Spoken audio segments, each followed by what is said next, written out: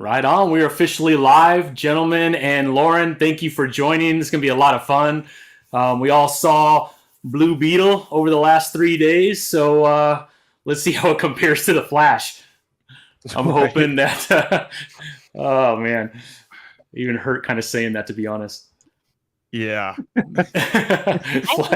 I loved it. I was kind of hesitant when I saw the reviews because I really hadn't read the comics or anything, and so I was like, it kind of feels like eh. And then I thanks to Tommy, I went to go watch it. And I was actually super impressed. I was super just pleased with it.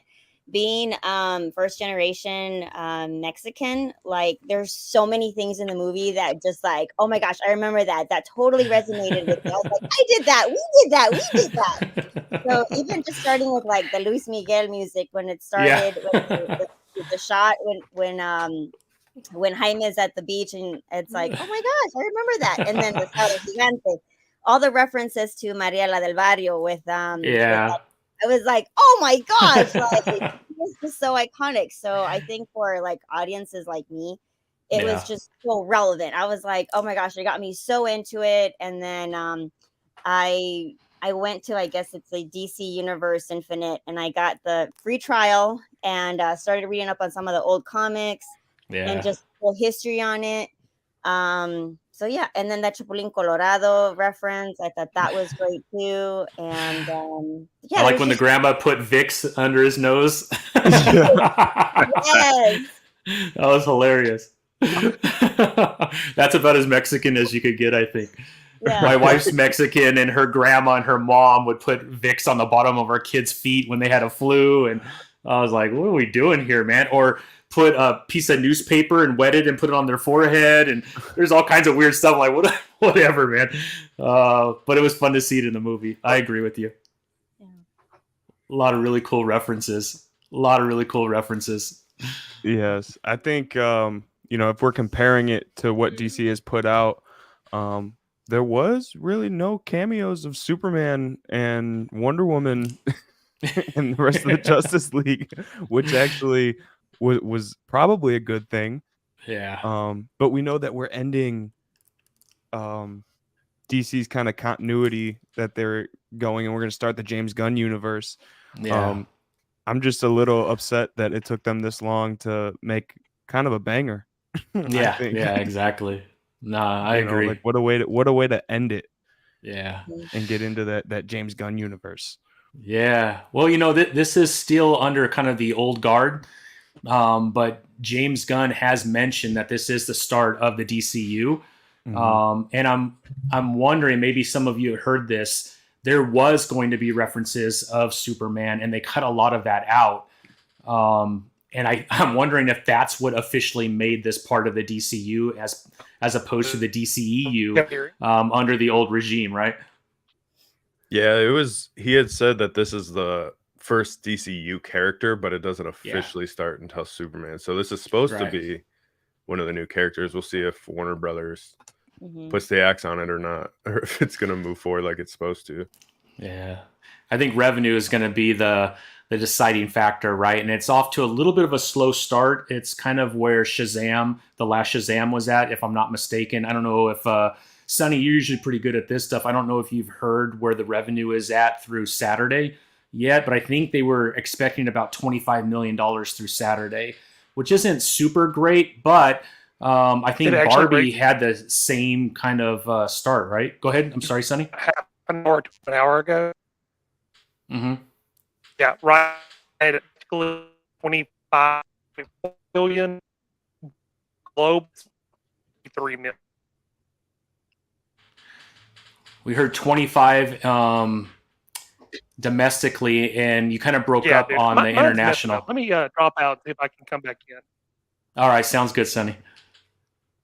Yeah, I think separating it from the chaos that is DC right now and everything they put out recently, like I think this movie did exactly what it needed to do. You know what I mean? It set up a character, gave you a good story. I told Javier I wanted to go into this with like an open mind and try to separate it from all the BS and stuff. And it was a good movie. Just sitting there watching a movie on its own, and not worrying about storylines and how it fits in this and that and continuity. I think I liked a lot of the references, a lot of the stuff that it brought to the table as a movie on its own, and I think it was a good movie for that reason. Agree. Couldn't agree more. What about you, LT? What were your initial thoughts after seeing it? Well, piggyback on what Lauren was saying about We the can't Hispanic hear you, community, LT. I am Hispanic. Oh, there it goes. Uh-oh. No, we got you now. A little delayed, but we got you. Or is it delayed? You hear me? Yeah. Now you can hear me? Okay, sorry. Piggyback on what Lauren was saying earlier, I am Hispanic myself, and I understood every Hispanic reference, especially,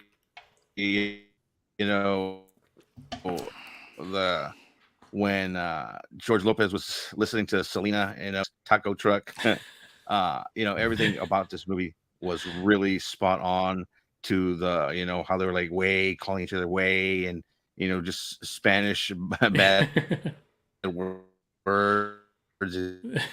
It really hit how I left the movie feeling like, wow, this was a good movie. Wow, I had all kinds of feels and stuff.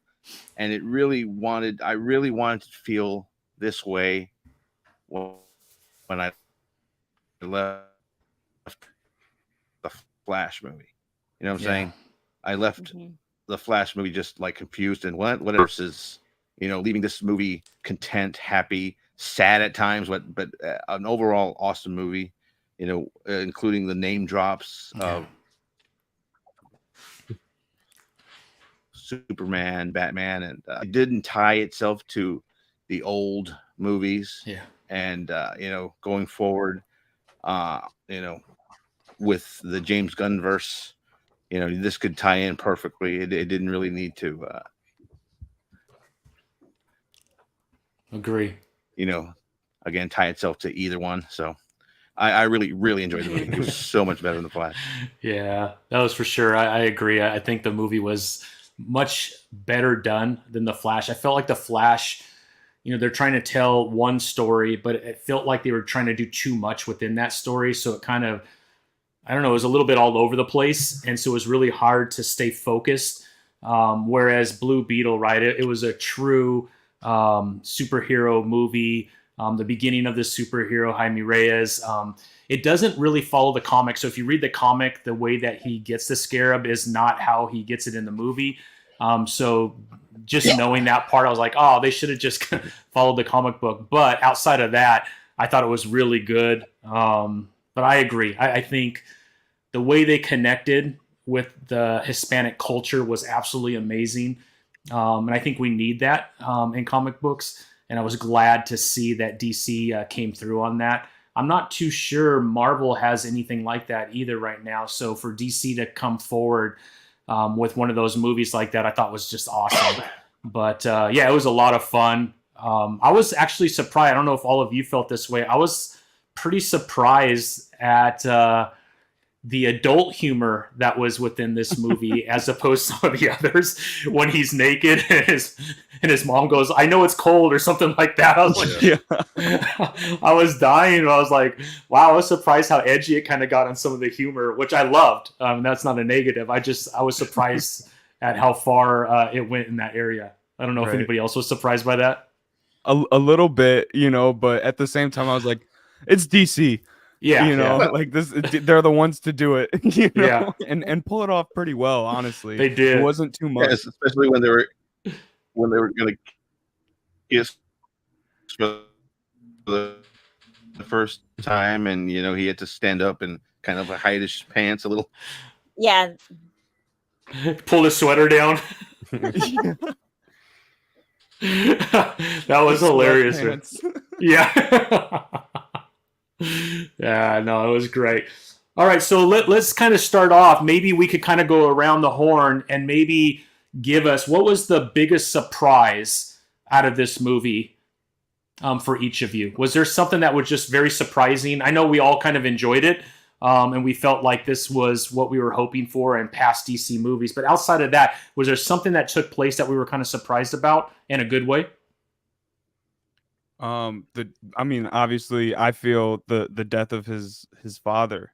Yeah.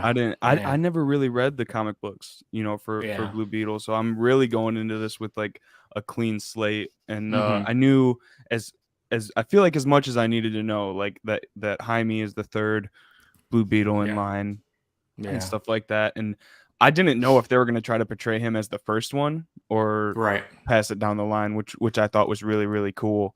Yeah.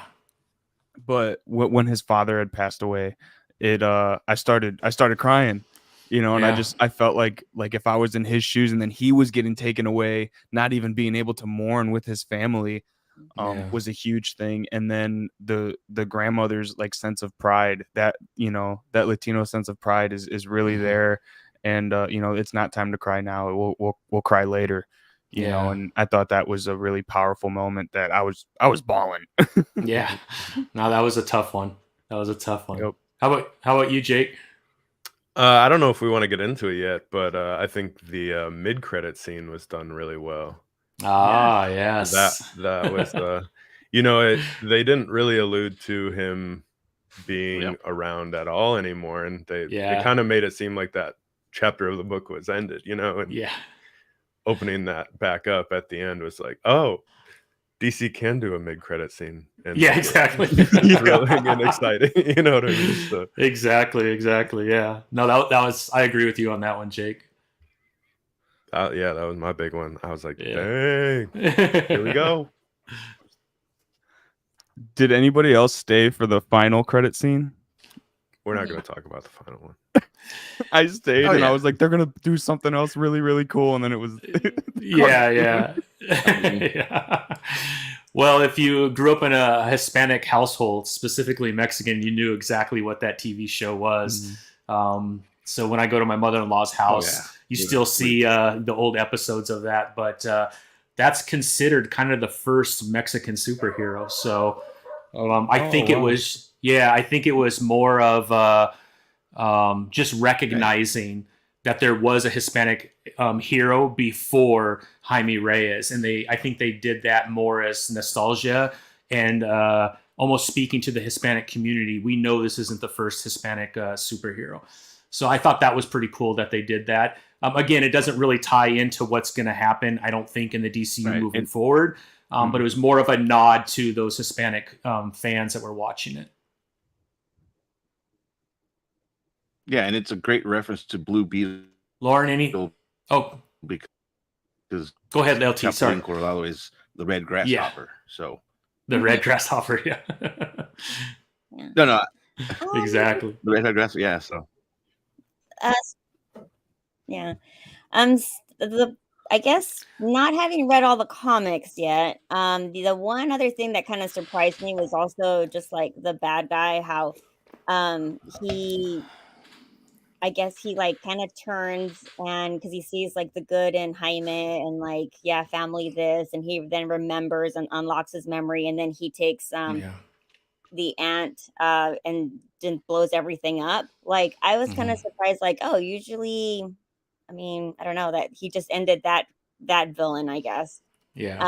But yeah, also the dad dying, that was kind of like, wow. But I feel like Gunn is so good about like tying all the different emotions into his movies. Yeah.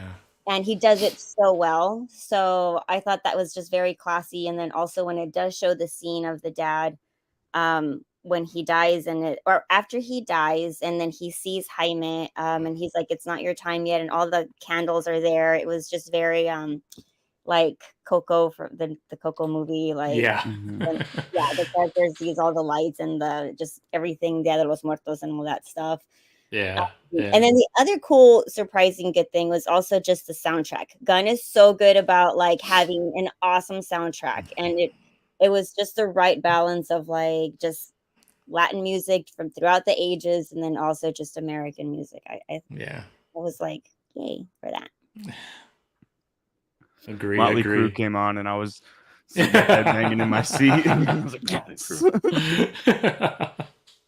Love it. I love it. All right. How about favorite parts?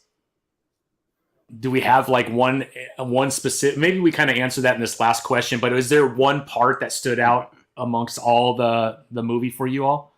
Lauren, you was look like you're ready. I was super excited about this one when they showed, I guess, like what's his name, Ted's cave.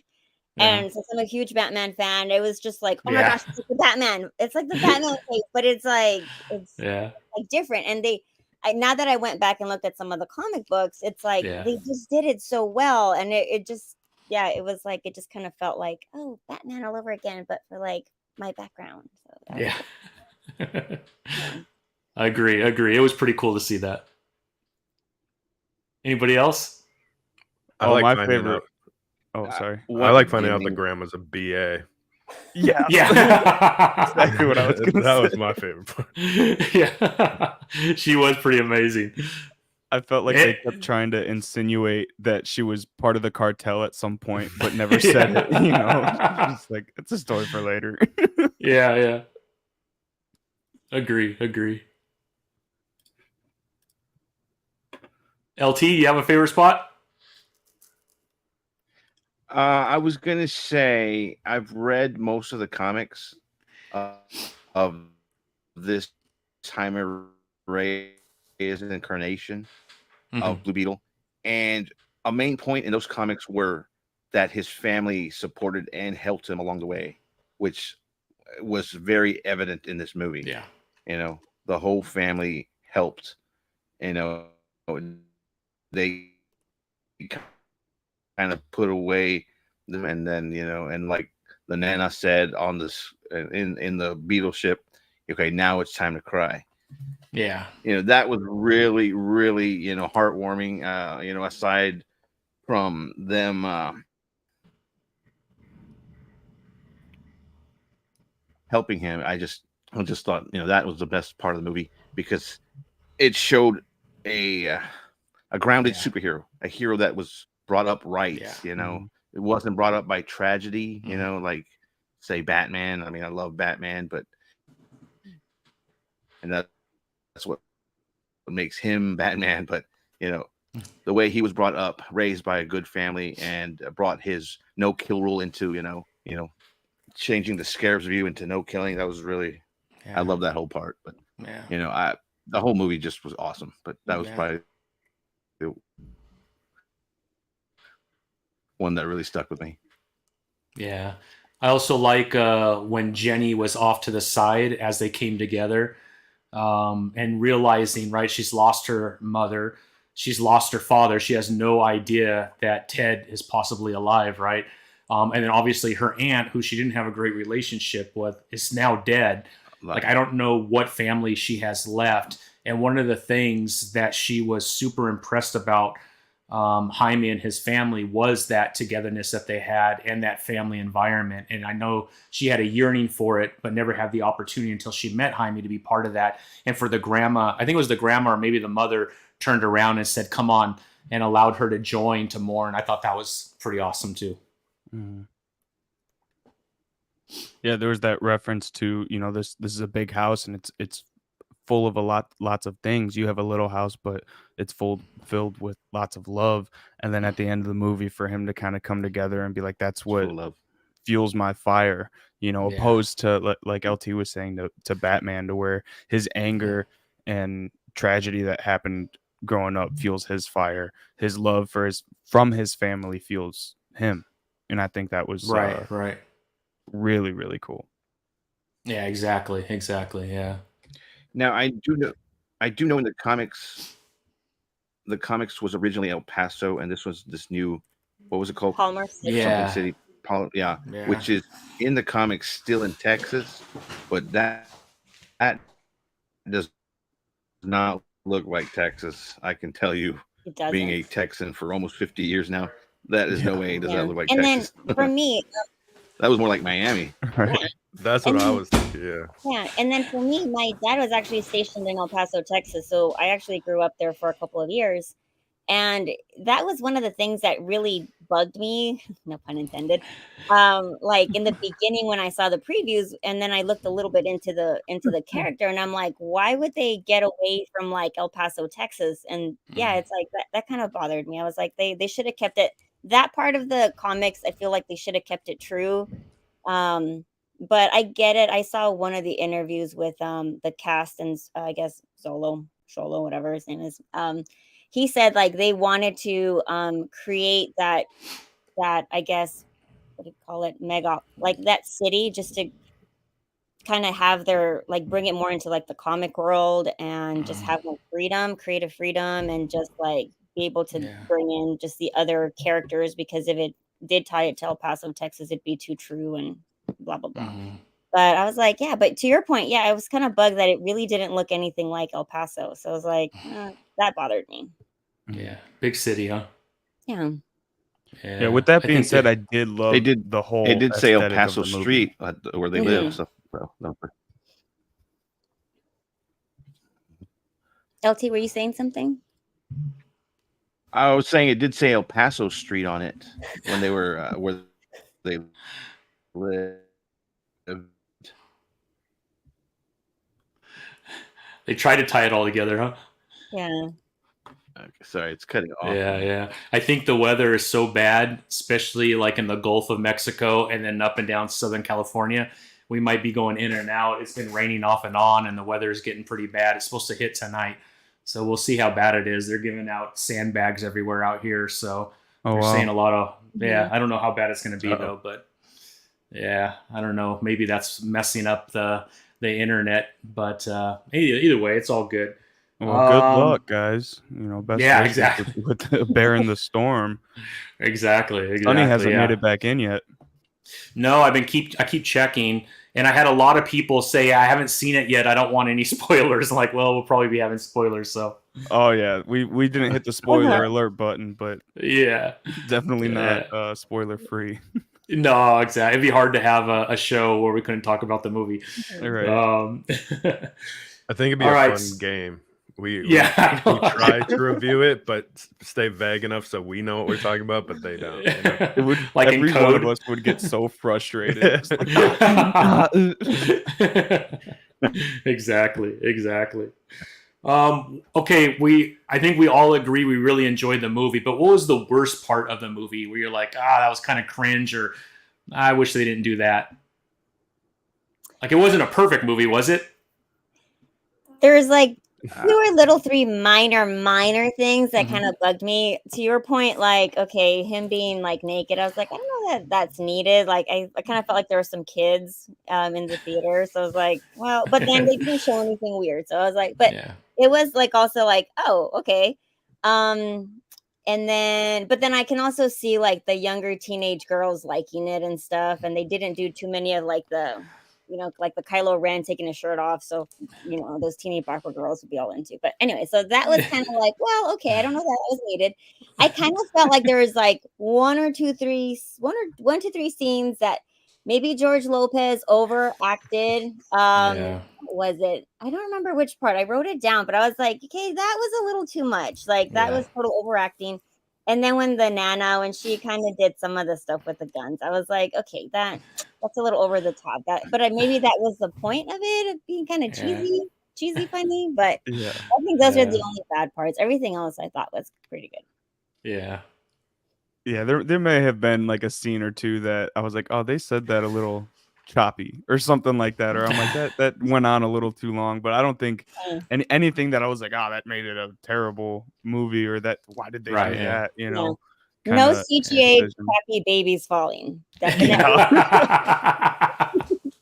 That was one of my things, is the CG in the transitions from like the human to the beetle form, or the what was the bad guy's name, whatever. It was like real, and then very obviously like looking like plastic, and then into like a really cool like superhero supervillain look. I was like, if they could have just like fixed that middle part, like it would have been great. But other than that, it was a little slow, but I also didn't really mind it in this one, just because of everything they were setting up, and all like I feel like there were a lot of little Easter eggs and stuff to keep you going. So I mean, there's a couple points where I was like, it's a little slow, and I feel like something should happen, and then something would happen to pull me back in. So it's really not even that big of a deal. It's kind of right up the middle for me, and like not great, not bad. It was just like, it's a good movie. You know what I mean? nothing to take Yeah. me out of it. Yeah. There's usually a part in the movie when me and Jake go and see movies together all the time, and there's usually a part in the movie where either me or him, most of the time it's me, and I'll fall asleep for like 3 minutes, 3 to 5 minutes, and then I wake up and I'm up and I'm out of it. But I didn't fall asleep in this one, so I'm like, that must be a good sign. The same You thing slept happened the for night Black before. Adam too. I didn't sleep through Black Adam. Yeah, we got to go back and do like a cut of like all the stuff that Javier misses in movies and make videos of Yeah. You're not old enough to be falling asleep in movies, Javi. Oh man, I get up at 3 o'clock in the morning now and Yeah, that's true. go all day, and sometimes we're at the theater at the last showing. So Yeah, it happens. Welcome Yeah, back for to sure. Collective Comics nap time. It's just Yeah, you miss it. exactly. Exactly. A quick disco power nap, you know. LT, anything for you?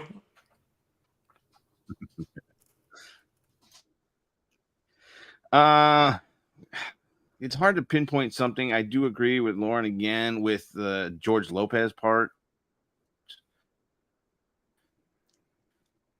I was hesitant with his going into this movie, or when they announced that he was part of this movie.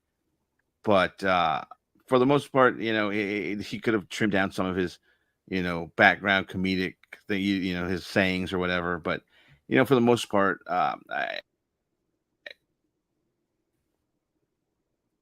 there was not really a bad part. I did enjoy that Jaime's uniform or his outfit, the Blue Beetle outfit, at times was an actual practical outfit and not CG. You know, he was wearing a suit. That was pretty cool. Yeah. I wish there could have been more references or more Easter eggs, although there was a lot. You know, and I'm just happy we got to see that the past, the past Blue Beetles. This wasn't, you know, just a starting point for a certain character. We saw the legacy, you know, the Ted Cord, which is I really wanted. Even they had original Blue Beetle Garrett, you know, named, but as far as bad parts, no, you know, I really enjoyed this movie. I was so happy with it. You know, it wasn't the best movie, but it wasn't the worst by far. So, Yeah, I agree. I'm not the biggest George Lopez fan to begin with, to be quite honest. And I thought it was a little bit too much on him, and he shouldn't be kind of the center of the movie. I felt like Zolo should have been the center of the movie as Blue Beetle, and some of the other casts that were really important to tell his story. And I felt like they overdid it a little bit. I know he has a big name, but I live here in Southern California, and I have a lot of Hispanic fans, and he's not that popular amongst Hispanic people, to be quite honest, at least where I live. He's actually really kind of, well, I don't want to get into it and bash George Lopez. well, I don't think that's what the show's about, but he's done a lot of negative things for the Hispanic community. He's very selfish, and you can read about it online. So I'm just not a big fan of his, but he had some of the funniest parts, though, I have to admit that. But it was just a little too much, right? I felt like they could have cut out maybe 50% of his parts in there and then gave it more to Jenny and to Zolo. I thought he did a fantastic job as Blue Beetle for being a young guy. I don't know what he's been in before. I know he's been in, I think, a TV series maybe before. Cobra Kai. Oh, okay, Cobra Kai. Yeah, that's right. So I don't know who this guy is, but I thought he played the part perfect. I love that there was no arrogance in the movie. Cobra Kai, yeah. There was no arrogance. I didn't sense any of that. I felt like he was very humble. His character, this is not something he was looking for. It was something that chose him. And because it chose him, he had to learn to live with it, right? And then understand that power and understand what that power could be used for. And I love that about the story. I thought that was absolutely fantastic.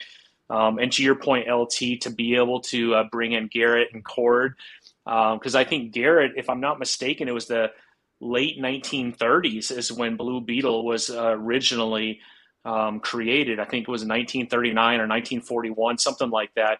And then you have the Ted Cord version of him, which I think a lot of people are more familiar, especially if you read the Blue Beetle Booster Gold comics, which are really funny. If you haven't read them, they're really good. So yeah, I love that they kept the history, and Jaime is part of that history now, and I love that about that. I thought it was awesome. And one of the, I don't know if it's going to be a movie or a TV series yet. I don't think James Gunn has really made it very clear, but Booster Gold is coming, and it's part of the 2025-2026 portion of the calendar that James Gunn has created. And now that we have Jaime and we have kind of a nod to Ted at the end, I'm wondering if Ted doesn't make a showing in the Booster Gold, either Max TV series or movie, which would be incredible. And I'm hoping Pratt is Booster Gold, because if you read the Booster Gold comic, he's pretty funny. He's a little outrageous. He's very silly. He's not really a superhero. He just stole technology from the future and full of is himself. amazing. Everybody, yeah, full of himself. And I think Pratt could pull that off perfectly. And I think that would be a lot of fun. Was it not announced as a TV show? I thought it was. I could be remembering it wrong, but oh, you might be right, Jake. I just don't remember. But yeah, it was I don't either a remember. series or a movie. But either way, I'm looking forward to that, because that could be a really funny series to have on Booster Gold, especially if I read him before. Yeah. I think he's a D character for sure, but he's very funny, and I think a lot of people get a kick out of him. I'm excited to know more about the whole Blue Beetle situation, because I don't know much about him either. There's a Batman animated, the Brave and the Bold animated series. He's in that a little bit. That's pretty much what I know of Blue Beetle. So yeah. But this one kind of reminded me more of like the first Tobey Maguire Spider-Man, and how he was interacting with the power that was given to him and trying to figure it out and stumbling through it. And, I think that was pretty cool to see, not like just somebody being a superhero and being a superhero right away. And they know exactly what to do and how to be cool. And you know what I mean? Like, I think that was cool to see that. Yeah. I would like to see the Ted Cord character tied in with the Booster Gold show. Yeah. And showing him where he is. He's lost in the future with Booster Gold. We don't know. I mean, it's obviously not, they're not going so far as the comics, because in the comics, Ted Cord is dead, He was killed by so I'm just curious to see how they're going to do that, use Ted Cord in that way, so they won't because I don't know, would they bring, do you think they would bring Ted Cord for Blue Beetle 2 and have two Blue Beetles? Would that be overkill? Could be, yeah. But I mean, the way they ended, though. Yeah, exactly. I think that's what they want to do, because there is a time where Ted Cord and Booster Gold are together before he dies, right? And they do some things together. I'm wondering, like, the timeline's all messed up because of the movie now, right? Because the movie shows him still alive. So I don't know where in the timeline of DC Comics this is all taking place. But to your point, LT, maybe they want to bring that forward, and maybe the timeline in the movies is going to be separate from the timeline in comics, and very different. I don't know. Yeah. Where do we rank this in some of the last 5 or 6 DC films, right? So we had Aquaman was the last billion-dollar movie that DC did. But after that, right, we've had a few. We've had Wonder Woman 2, which did not do very well.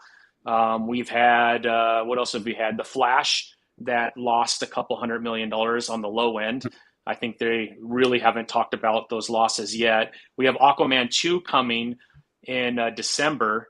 I'm not sure that's going to do $1 billion this time around, because we know that Jason Momoa is not going to play Aquaman moving forward, even though Gunn has made some references to that. I do think they'll move him to the Lobo role, which I am super excited about. I think he's like the spitting image of Lobo without the white face. So I think that would be pretty awesome. But where do we rank it? Do you think that's more toward the top of DC? Or do we think that's in the middle? Or is that too hard of a question? I don't know. I think out of the last 5 or 6 movies that they've put out, that this is definitely their best. As of right one. now, I think it's towards the top, only because I agree with that. And go ahead, Elton. Yeah. No. So compared to the last 4 or 5 DC movies, I think it is right at the top. Yeah. Yeah, I think so too. I think just content wise, it just seemed more cohesive. We're talking Shazam. We're talking. Yeah. Poor Shazam, huh? Yeah. Oh, I did like Shazam. I like Shazam too. I like the first one. I like the first one. Yeah. I think it depends on what you're looking for in a movie too, because like Black Adam's in that previous 5, and if you just wanted an all-out action movie, that's going to be pretty high on your list. But I think as like a well-rounded movie with a good story, like, out of the last 5, I don't see why this wouldn't be top 2 at least. You know what I mean? They have some stinkers in the recent 5. Yeah. It's been a minute since a DC movie has made me cry.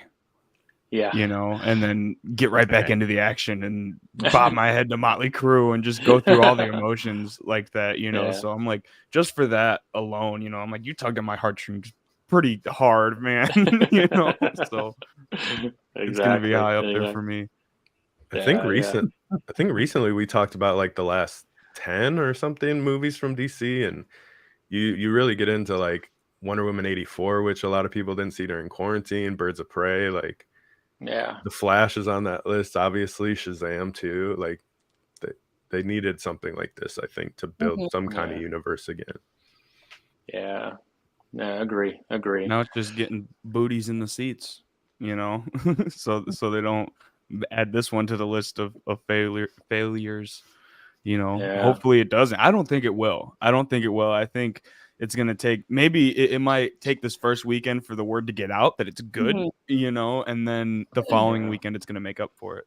I looked up the numbers, and the production budget was $125 million. And so far, as of this morning, they've made $25 million. Okay. Profit? Yeah. Well, just made 25 million. I don't know that it's profit. That's just in just ticket sales. But to your point, I also feel like they didn't do a lot of advertising for Blue Beetle.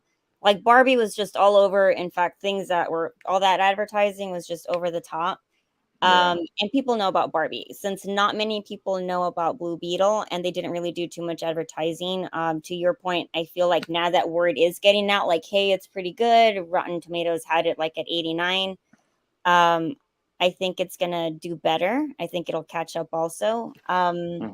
Yeah, and I think for today's audience, just 19%, almost 19% of the whole U.S. population is Hispanic. So it's like you'll probably get some people going to also just support it, and then I'm sure they'll like fall in love with it, because you don't really need to have read the comics, because like Jake said, it's just so well rounded that like anybody can just see it, and it just you'll fall in love with it. So I forgot that I was at a DC movie for a while until he had like the Gotham Law thing on. Like, you know what I mean? I was like, awesome. oh, it is in the DC universe. You know, like just watching the movie, I was like, okay, I'm just watching a movie. Like that's what I went into. They successfully like didn't force DC down my throat, and I thought it was pretty good. Yeah, I need my Gotham High Letterman's jacket that Cyborg wore. And then I need to get me my Gotham Law hoodie. I thought those were pretty awesome. Yeah. I'm hoping they sell those somewhere. They need to. If they don't, man, somebody needs to license those. Because well, you could get the Letterman's jacket. It was on the DC.com, but it was like $300. I'm like, I don't need it that much. I'd rather save my money for my McFarlane toys. My wife would make me choose between those anyways. But I'm hoping that it's exactly pretty pricey, and I was like, I want it so bad, but I can't. $100 golf shirt. Nah, I'm good. All right, last question. Do you think Zola was a good fit to play Jaime Reyes? Yes. Mm-hmm. Yeah. Absolutely. I loved him in Yeah. Cobra Kai, so when I saw that he was coming to the DCU and playing Blue Beetle, I was already excited. I was like, this is the action kid now. For the next 5 to 6 years, he's going to be the action kid that, I feel like he does a really good part in that. And I like kind of seeing, I think Cobra Kai was like his first real role acting. So going from having a main role in Cobra Kai now to having a main role in a DC film, and to watch him climb that action film and action show ladder is really cool, just as a fan. So I think he fit the part perfectly. Yeah. Agree. I also think the girl who played Jenny reminded me of like the first times that I saw Gal Gadot, like in the earlier like Fast and the Furious movies, especially when she was like getting off the motorcycle, and then that's something Gal Gadot's character did in the Fast and the Furious. I'm like, she kind of reminds me of like earlier her, so I think transitioning into DC is going to work out for her too. And I think she did really awesome, showing all the emotion she showed, and she did awesome. I agree. She looked really familiar, but I couldn't tell if I've seen her in something or not.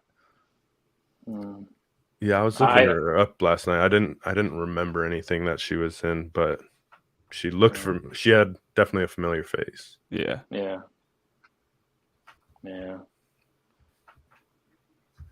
Anybody else? I thought she did an amazing job too. I mean, I think both of them are in a really good place. If Blue Beetle's done $25 million for the first 3 days, which isn't terrible, I don't think that's that bad, especially with everything that you had mentioned, Lauren and Javier. This is a character that a lot of people aren't super familiar with.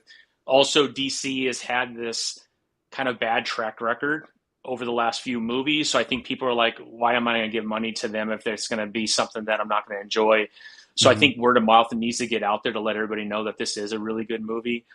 But because ticket sales, what you read the number, that 25 million, Lauren, that would be ticket sales at $25 million, which I read in an article, and I could be wrong, but in the article it mentioned that usually like Warner Brothers would get 50% of that. The other 50% goes to the movie theaters, which means that this movie needs to net about $250 million just to break even.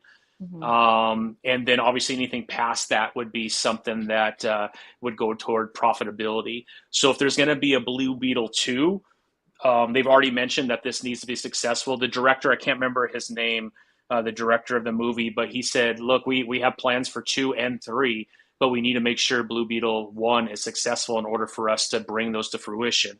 Well, we know that it needs to do probably about 250 million just to break even. And I think if it breaks even, they will do a part 2 because of the popularity of the character. And he's just going to get more and more popular. Specifically, if they are able to incorporate him, I don't know if they would incorporate him in Superman, but some of the other properties that James Gunn is creating, he had mentioned that these worlds, obviously, the DCU are all connected. It's not anything else world that took place in this movie.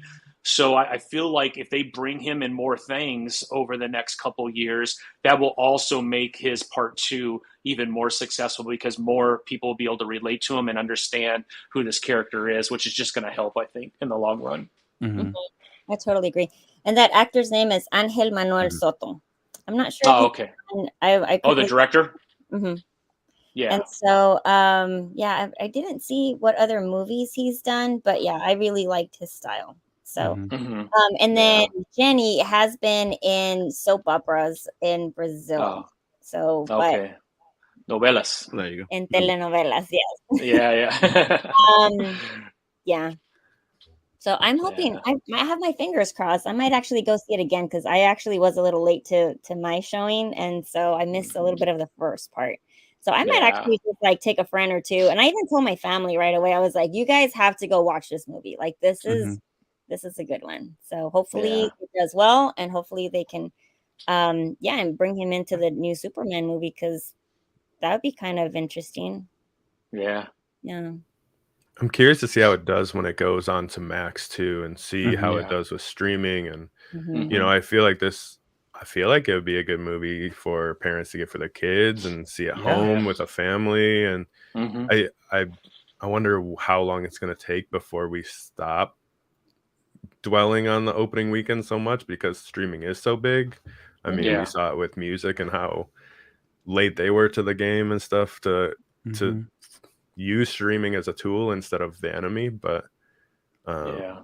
yeah, well, I mean, if they just go off of opening weekend and don't care about people Mhm. streaming it, nobody's ever going to be successful. They're never going to have a good movie, you know. But Yeah. Mhm. there was a lot working against this. But like you said, Barbie, Oppenheimer, Ninja Turtles, the DC announcements telling you that this might not matter. Like Mhm. Yeah. I think it did pretty well considering, you know, Yeah. everybody Yeah. being burnt out on superhero movies in general from what they've seen. But Yeah. Mhm. but it's I never refreshing. thought that I would really say that, you know, like I'm kind of burnt out on it, but this is definitely, I went right to Target after to see if they had Blue Beetle toys and pops, and they had a couple, but I was looking at them and I was like, I kind of want a Mhm. couple Blue Beetle things now, you know, so I'm like, it's probably gonna hit everybody else even harder, you know, especially, you know, when you're a young kid, you're just so impressionable. Mhm. You're gonna see Blue Beetle on the shelf and you're gonna be begging mom for it, you know. Yeah. Yeah. Exactly. And I'm so Like, bummed. I was at the at San Diego Comic Con. I went to Fun Days, and are you guys familiar with Funko Fun Days? Mhm. No, no. maybe. Yeah. Well, maybe just tell me. Okay, never mind then. Yeah. I had a No, go really ahead. cool toy. I actually had a really cool Blue Beetle toy. It's Freddy Funko with the Blue Beetle bottle. It's like limited edition to 250 pieces. And I was so ready to show it, but then I accidentally left it at my brother's house. I took it over to show it to him. I was like, dang it. I so wanted to share it and have it here to show and tell. And But now he won't give it back. oh, he'll get it back. But yeah, I'm excited to kind of see some of the merch too. I even at first before I saw the movie, like at the theater, they had like some stuff that they had a pop and they had some other stuff, and I was like, ah, that's lame. But now after having seen the movie, I think there's definitely going to be a market for some of the merch. Yeah, Yeah, I for bought sure. the tin. I Oh, did bought you? the popcorn tin. Nice. I have the Teenage Mutant Ninja Turtle one when I Did went and you? saw that one. Well, I was Yeah, looking for yeah. the I Beetle. wanted to get the Spider-Man Yeah, head. the Beetle Oh, ship yeah. popcorn thing. That's right. I never saw it. Yeah. Yeah. Yeah, I wonder if it was a certain theater like AMC Yeah. or something that had it. Maybe, I don't know. Yeah, AMC has been doing some crazy stuff with their popcorn buckets and Mhm. things Yeah. like that. We always talk about it. We're like, I feel like our experience at AMC, it kind of started going down when all these other places started really upping their game, and it's not just going to see a movie anymore. You know, it's you need No. recliners, you need this, you need that. I like the seat warmer. I actually now filter theaters to see who has seat warmers. Yeah, right. I don't know. You're like, I Gosh. gotta I always go have felt an like experience. I always feel like I wet my pants when I use a seat warmer. I don't know. It's a weird feeling for me. I can't get used to. And the older you get, that's a scary thought, just so you know. Like, oh no. What's the Well, next movie? I mean, you have Aquaman coming up. Yeah. I'm not sure if that's worthy of us all coming together. We'll have to see. I'll definitely see it because I'm a DC fan, but Mhm. just from some of the clips I've seen, it doesn't look like it's going to be something that I'm going to enjoy a whole lot, I don't think. But you never know. It truly is the last DCEU movie. So I think because of that, I'm going to see it. But I'm really looking forward to James Gunn. He's getting pretty beat up right now on Twitter or X or whatever. And I feel bad for the guy. He's in a really weird position, right? He gets hired. He has this whole plan that doesn't start for 2 years from when he's hired. And DC or Warner Brothers already has, 4 or 5 movies that they've already done that he has to be behind, right? He can't come out and say, oh, this is crap and it has nothing to do with anything we're doing. Because that wouldn't support the company that just hired you to run that segment of their properties. So he's got to kind of be a cheerleader for all this stuff, even though a lot of it is not going to make sense in the world that he's going to create for DC. So I kind of feel bad for him, to be honest. And I'm on Twitter a lot, and man, the comments are just beating this guy up, and I'm like, he hasn't done anything yet. I mean, he's done some Right. casting. He obviously wrote the story for Superman. Again, if Superman comes out and it's terrible, I think it's fair game, but I think we should kind of give the guy a little breather room. Of course, he's going to say Blue Beetle is important to see. Of course, he's going to say The Flash is, an important movie to see and one of the best movies out there. I mean, his boss, right, is probably not going to be too happy if he didn't say those things. So I don't know. I don't fault him for anything, and I certainly want to give this guy a chance. He's done really good on some of the other. I don't know, man. What he did at Marvel was absolutely incredible, and he took characters that the average comic book fan had no idea who they were, and turned them into one of the most popular Marvel, characters that they have. Right? I mean, so I don't know. Let's give the guy a chance, and hopefully we're able to see a lot of really cool things in 2025 moving forward. I'm certainly ready for it, and I'm here for it. Yeah, I believe in him. I think he knows what he's doing. Yeah. I mean, look what he did with Suicide Squad with DC already. Yeah. Like, he took a horrible movie and made it like one of my favorite DC movies the last 10 years, So Absolutely. I love Peter's and how he go ahead, LT, sorry. No, sorry, how he redid the look of the Suicide Squad, compared to the first movie, the David Ayer part, You can tell the stylistic difference between the two movies, and James Gunn's one was way better. Yeah, you could see things on the screen. Yeah, for sure. I love it. Well, everyone, I really appreciate you joining. Thank you for coming. Sorry the stream is a little messed up. The weather is getting pretty bad and windy outside, so it might be a little bit of my fault. But man, I hope we could do this again. I love seeing all of you. Really appreciate all of you coming on, and yeah, a lot of fun. I'm glad that we all agree that Blue Beetle is a good movie, and if you haven't seen it, you need to see it. It's really good. As Blue Beetle falls, he just fell. That's not a good omen for sure. Well, thank you, Tommy, for having us. Yeah, thanks. Yeah, absolutely. Thank you. It was nice to meet you, LT and Lauren. I haven't met you yet, so it's cool. Yeah, that's right, cool Jake. catching up with y'all. Yeah, it's a good group of people for sure. All right, everyone, have a great rest of your Sunday, and we'll talk soon. Okay. All righty, man. I'm up for doing this again for Go ahead, LT. Aquaman. I said I'm up for doing me too. Very good. Again for Aquaman, so we'll see. Let's do it. I love it. All right, everyone. Thank you. Appreciate it. All righty. We'll see you. Have a good one. All right. Bye.